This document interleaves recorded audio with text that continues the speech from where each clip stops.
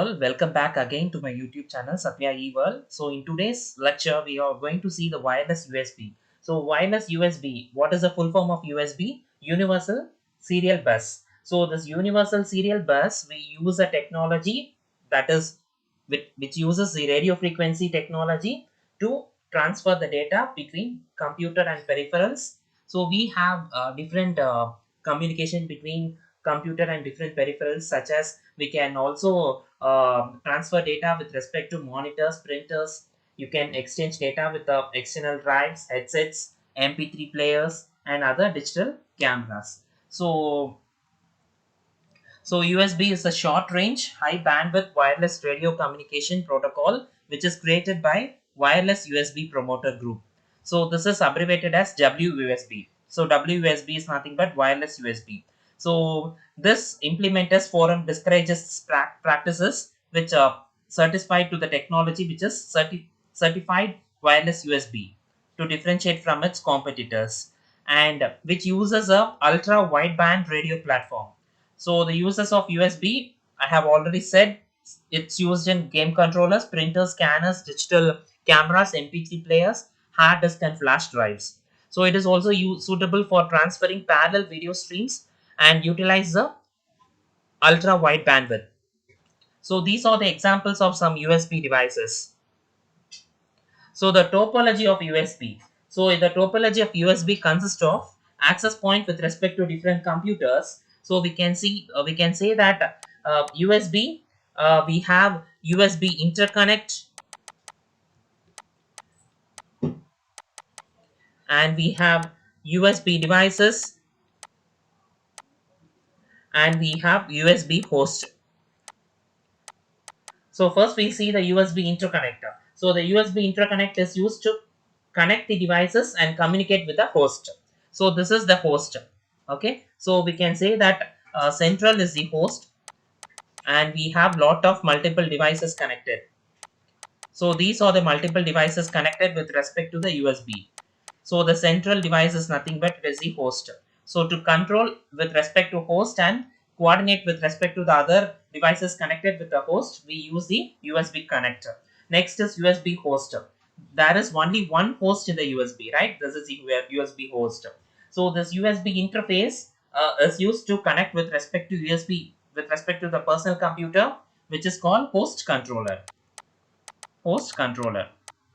And then next is the USB devices. So the USB devices, we have printer, digital camera and speakers. So any one of the device will be using. So the topology, so when we go for the topology, we can use the term which is called um, hub and spoke model. So hub and spoke model. So what is hub and what is spoke? Hub is nothing but hub is the central host. Spoke is nothing but the devices which are connected. So it can also connect with respect to point device connections, point to point device connections, and it can also establish and support up to 127 devices. We can communicate with respect to 127 devices. So if USB doesn't need any of the physical ports, so what happen is that it will provide for the port expansion. So this is the topology of the port, USB port. So next is transfer types of USB. We have four transfer types: control transfer, bulk transfer, interrupt transfer, and isochronous transfer. So what do you mean by control transfer? Control transfer is that it will control with respect to, it will transfer the control of information and identifying and configuring. Control, transfer, identify and conquer. Identify and configure, right?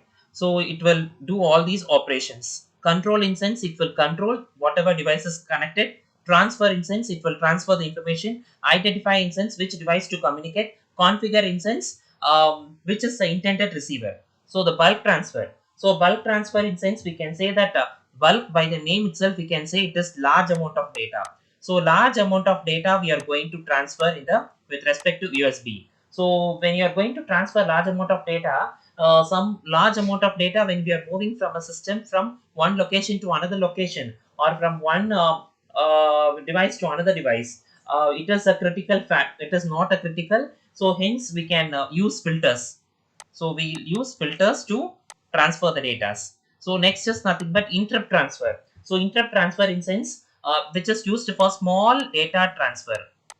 So which is used for small data transmission, and which is nothing but isochronous. Last one is the isochronous. So isochronous in sense it is a critical factor which has to be completed within certain time. So it has certain time. So it is critical. So you need to complete the data transfer within a critical, that is specific time. So next is USB states. USB states, we have the following six states. First is attached state, forward state, default state, address states, configured state, and suspended state. So in attached state, what do you mean by attached state? In the state occurs where the device is attached to the host. When the device is attached to the host, that is said to be attached state. And next is a forward state.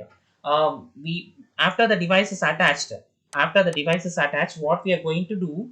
Host has to provide power to the all the devices connected with respect to own power supply. Sometimes the power it should not exceed more than 100 milliamps.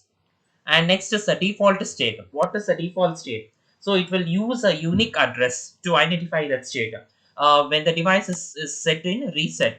So that means we are going to set the default address to be 0. So next is the address state. Address state is that it has a unique address for communication. So unique address for communication. So next is the configured state. Once the host obtains the information, and it is information from the device, that is it's about to install its driver for its application. When it is installing driver, what happens is automatically the host configures and selects a device for its configuration. So after selecting, it will do the configuration. So after doing configuration, it will exchange the information, right? So next is the suspended state. So in suspended state, we can say that when the USB enters a suspended state, we can say that it will be idle only for less than 2.5 to 3 milliseconds. So it will be idle for less than 2.5 to 3 milliseconds, and it should not draw more than current of 500 microamps, right? So this is the USB device states. So next we go for the 6 low pan. So 6 low pan in sense, the 6 low pan is nothing but we have 6LoWPAN, which is about to store the data with respect to cloud. We all know the cloud computing. So here we use the low power personal area networks. So 6LoWPAN in sense we use IP version 6, right? So IP version 6 we have lot of advantages. We all know that. So it is a networking technology. 6LoWPAN is a networking technology or adaptation layer that allows IPv6 to be carried out efficiently with small link layer frames, which are controlled with respect to the standard called IEEE 802.15.4, the same standard which is used for WPAN, low rate WPAN, right? So the same standard.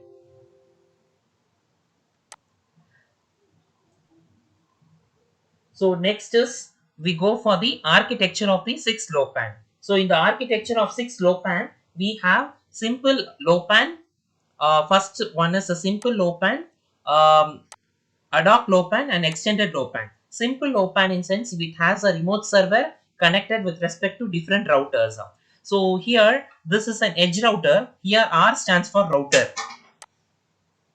R stands for router and H stands for host. So R is a router and H stands for host. So here we have different R and different H over here. So it is limited in case of simple low pan. But in case of extended low pan, we have many more R's and many more H. Many routers and many hosts are present. And more than one edge router is used in extended low pan. Whereas in ad hoc low pan, it is an infrastructureless low pan. We have different routers and different hosts. We cannot exactly say this much amount of hosts will be present and this much amount of routers will be connected in ad hoc. So simple low PAN, we can say that one low PAN edge router will be connected with respect to an IP router. This is an IP router, Internet Protocol router, right? So this will able to exchange the information, and this is called as backhaul link. So the backhaul link is nothing but it is a point-to-point link, like the same like GPRS. So what is the full form of GPRS? Global Positioning System. So the global positioning system, which is with respect to the route, it will position, and the links will be shared to the intended receivers. So same like that, we have the extended low pan. So in extended low pan, this encompasses the low pans of multiple edge routers with a backbone link. Multiple edge routers we have. Here we have only one edge router. Here we have multiple edge routers. That is the difference between simple low pan and extended low pan. Here we will be connecting the extended low pan with respect to Ethernet cables, right? And last one is the ad hoc low pan. Ad hoc low pan, we can say that it is not connected with the internet. It is connected with respect to radio frequency. It does not have any infrastructure. So edge router plays an important role with respect to routing in traffic. And we have the protocol stack for the low pan, 6 low pan. First layer is the, we are comparing IP protocol with respect to 6 low pan. So IP protocol, we have Ethernet physical layer, Ethernet MAC layer, Internet protocol layer. TCP stands for Transmission Control Protocol. UDP stands for User Datagram Protocol. ICMP stands for Internet Control Message Protocol. HTTP stands for Hypertext Transfer Protocol, and RTP stands for Real Time Transport Protocol. So all those protocols will be with respect to the IP protocol suite stack, which we are going to compare this protocol suite stack with respect to the 6 LowPan protocol stack. So here we have the physical layer which follows the standard of LowPan standard, which is the IEEE 802.15.4 standard. We have learned all these things in the IEEE 802.15.4.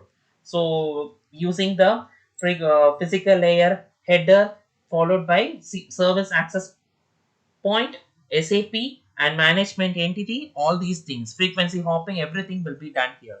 And the data link layer. The data link layer, we have IEEE 802.15.4 MAC. So here we have the uh, to support the reliable and single multi-hop connection, we have data link layer. So we have MAC protocol data unit, MAC PDU. So with respect to MAC PDU, IP basics are transmitted with respect to the protocol such as CSMA CD. Sorry, CSMA CA. So carrier sense multiple access collision avoidance. So and here we have IP version 6 in the network layer, and UDP protocol and ICMP messages and application protocols. So here in the application protocol we have a IEEE 802.15.4 frame with a maximum of 128 bytes. Here we have a MAC frame with 128 bytes, and we have IPv6 header with respect to 40 bytes, right? So this is for exchange of information. So maximum frame size of IEEE, that is low pan, is that it can have frame size of 128 bytes maximum size. And we have a maximum of maximum transmission unit MTU, which holds 1280 bytes in case if you are using IP version 6 with respect to the application layer. So this is the physical layer packet structure. Preamble followed by the start of the packet delimiter and packet header. The overall size of this is 6 bytes. And the total size of the physical layer protocol data unit is 127 bytes. Preamble is used for synchronization, and start of the packet delimiter is nothing but signifies the end of the preamble, and physical layer header specifies the specific length of the protocol service, physical protocol service data unit. And next is the payload, is the information. So this is, we are going to compare the Zigbee, Wi-Fi as well as Bluetooth. So with respect to range, Zigbee operates with a distance with respect to 10 to 100 meters, whereas Wi-Fi is 50 to 100 meters, and Bluetooth is 10 to 100 meters.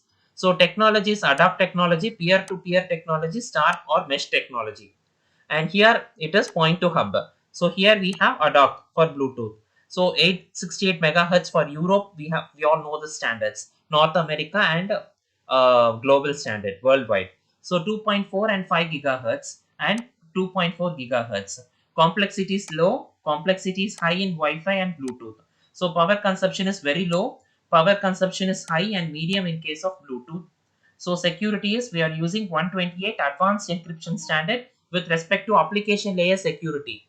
And here we doesn't use any standard here 64 and 128 bit encryption standards. So applications I already told home toys application, automation and building networks and wireless sensor networks. Here the application is wireless LAN connectivity, broadband internet and wireless connectivity with respect to phones, personal data assistants, laptops and headsets. So thank you for your patient listening. Thank you.